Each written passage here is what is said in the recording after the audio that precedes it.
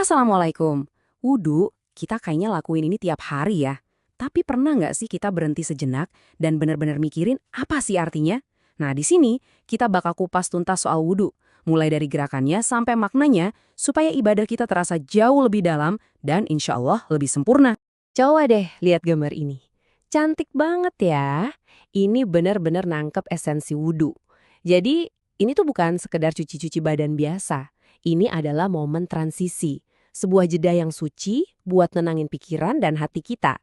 Nyiapin diri kita sepenuhnya sebelum kita menghadap Sang Pencipta. Oke, jadi ini dia nih peta perjalanan kita. Ada 5 hal utama yang bakal kita bahas.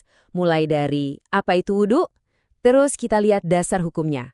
Lanjut ke syarat dan rukun utamanya, diikuti panduan praktisnya, dan terakhir, kita renungkan makna mendalam di baliknya. Yuk kita mulai. Oke, bagian pertama, apa itu wudhu? Yuk kita dalemin makna dan tujuannya.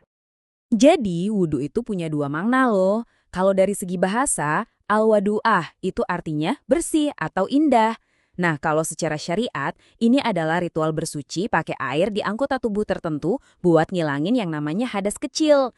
Hadas kecil itu kondisi yang bikin kita nggak boleh sholat, misalnya abis buang air atau tidur.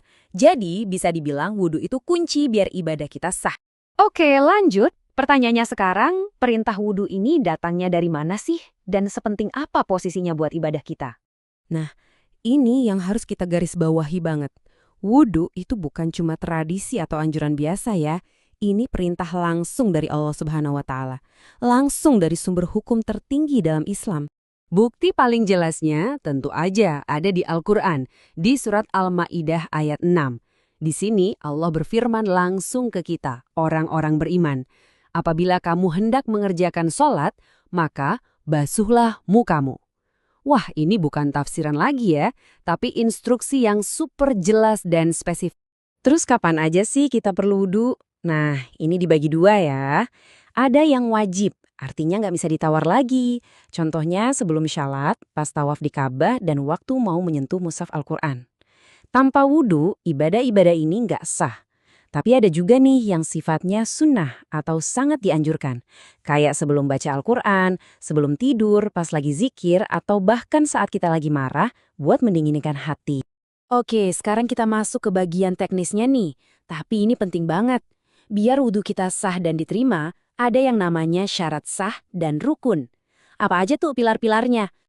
Ada 5 syarat utama nih biar wudhu kita sah. Pertama, tentunya harus beragama Islam. Kedua, berakal dan udah balik. 3 yang pertama ini jelas ya. Nah, yang keempat ini praktis banget. Kita harus pakai air yang suci dan mensucikan. Dan pastiin nggak ada yang ngalangin air nyampe ke kulit. Contohnya kayak cat kuku yang tebal. Dan terakhir, kita harus tahu rukun-rukun wudhunya. Dan dari semua itu, ada satu hal yang jadi ruhnya, yaitu niat. Niat inilah yang ngebedain antara sekedar cuci muka biasa sama ibadah. Tanpa niat, ya cuma basa-basahan aja. Tapi dengan niat, setiap tetes airnya jadi bentuk ketaatan kita kepada Allah.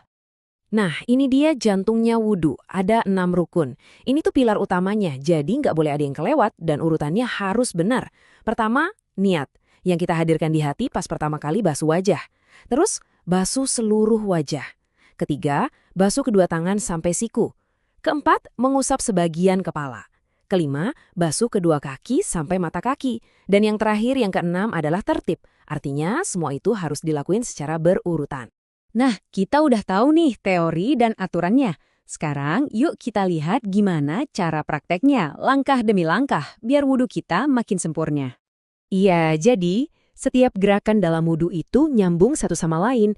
Bayangin aja kayak mata rantai yang saling mengikat, membentuk satu siklus pembersihan yang utuh, yang nyiapin kita buat ketemu Allah. Oke, kita mulai ya urutan lengkapnya. Pertama, jangan lupa baca basmalah.